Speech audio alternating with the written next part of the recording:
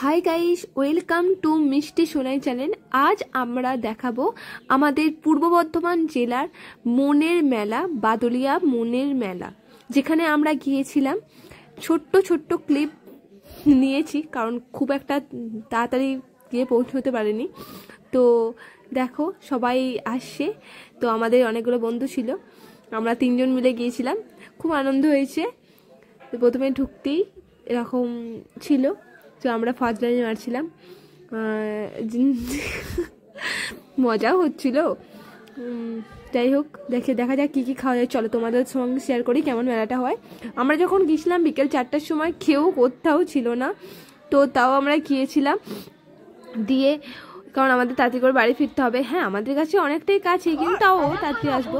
এখানে আমি ইন্ট্রোটা দেওয়ার চেষ্টা করছিলাম, কিন্তু এরা দুটো মক্কেল ছিল বলে আমার ইন্ট্রোটা দিতে আমি পারলাম না খুব একটা ভালো করে। তো এখান থেকে এখানে গেলাম, দিতে আমরা গেলাম চা খেতে। এই দাদাটা চাটা সত্যিই সুপার করেছে।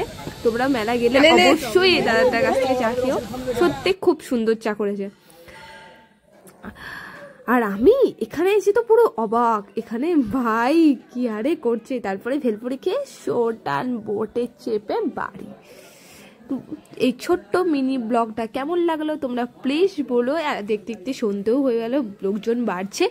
তখন যখন আমরা